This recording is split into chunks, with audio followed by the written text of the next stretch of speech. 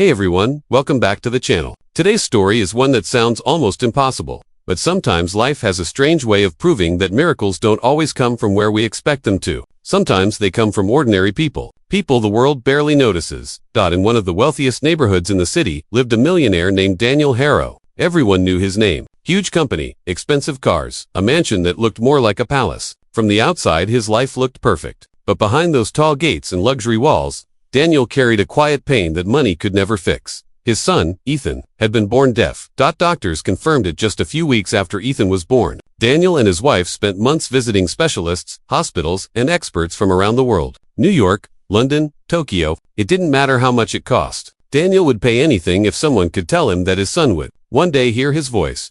But every doctor said the same thing.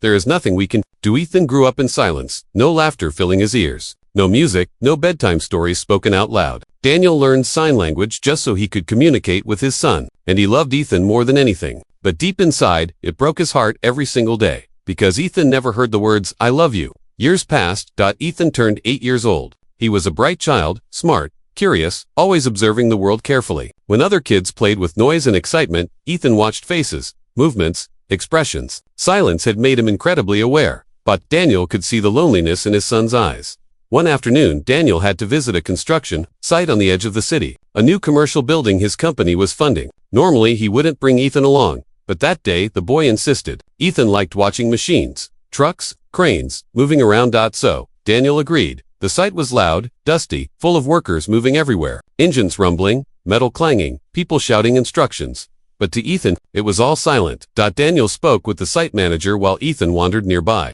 carefully watching workers build walls and carry equipment. That's when Ethan noticed a man sitting alone near a stack of wooden boards.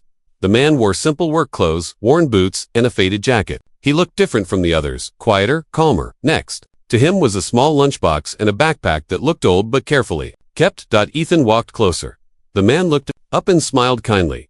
He seemed to understand something. Immediately, he waved slowly. Gently. Ethan waved back. This man was named Marcus.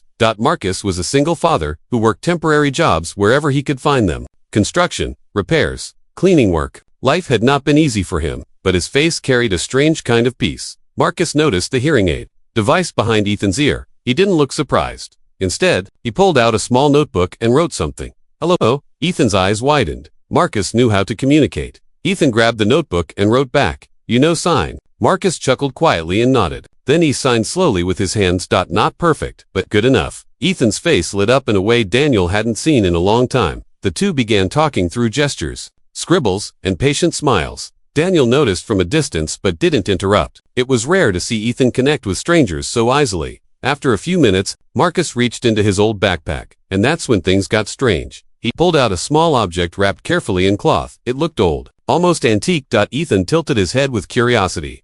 Marcus hesitated for a moment, then he slowly unwrapped it. Inside was a small metallic device, round, delicate, covered with tiny symbols and patterns that looked almost handmade. Ethan touched it carefully. Marcus signed something slowly. "My father made this."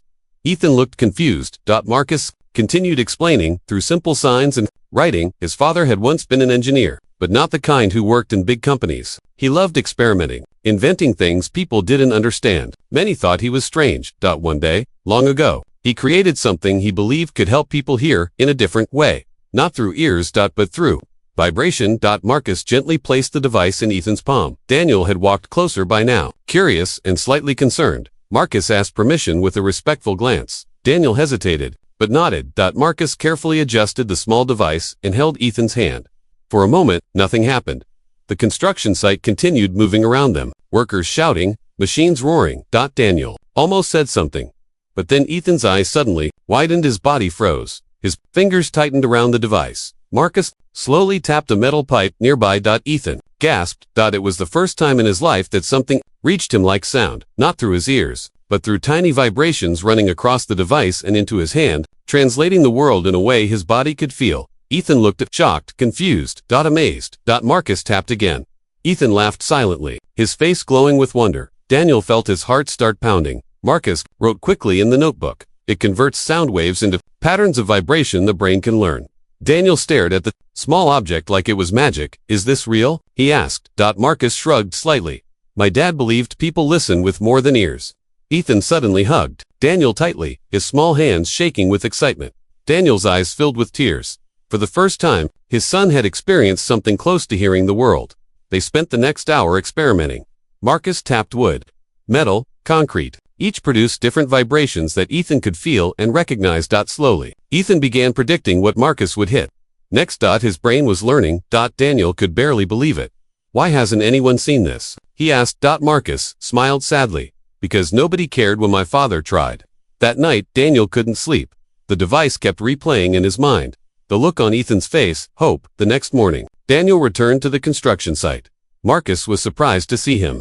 Again, Daniel made an offer. He wanted to fund the research, improve the invention, build something that could help millions of deaf children around the world. Marcus looked overwhelmed. He had never imagined that this strange project his father built in a small workshop might change lives. Months passed. Engineers, doctors, scientists, all joined the effort. What started as a mysterious little device slowly evolved into a revolutionary technology, a wearable system translating sound into precise neural vibrations the brain could interpret. And Ethan became the first child to truly master it. Day by day, his brain adapted. Vibrations turned into recognizable patterns. Patterns turned into understanding. One evening, Daniel sat with Ethan in the living room. Marcus was there too. Daniel spoke softly. Ethan. The device translated the sound into gentle pulses. Ethan paused. His eyes widened slowly. He looked at his father. For the first time in his life, he understood his father calling his name. Daniel broke down crying. Marcus quietly looked away, giving them space. News about the invention eventually spread. What people once thought impossible was now being studied around the world. But Marcus never changed. He still wore the same simple jacket, still packed his lunch in the same old box. Because for him, the real reward had already happened. He saw a boy experience the world in a way he never could before. And Daniel never forgot the moment that changed everything. The day a single dad, sitting quietly at a construction site, pulled out something mysterious and impossible, and turned silence into hope. Sometimes the world looks to billionaires, scientists, and famous experts for miracles. But every once in a while, a miracle comes from a worn backpack, and a father who simply refused to stop believing. And if this story touched your heart, make sure you subscribe to the channel and share it with someone who still believes that impossible things can happen when the right people cross paths. Because the next miracle might already be out there, waiting to be discovered.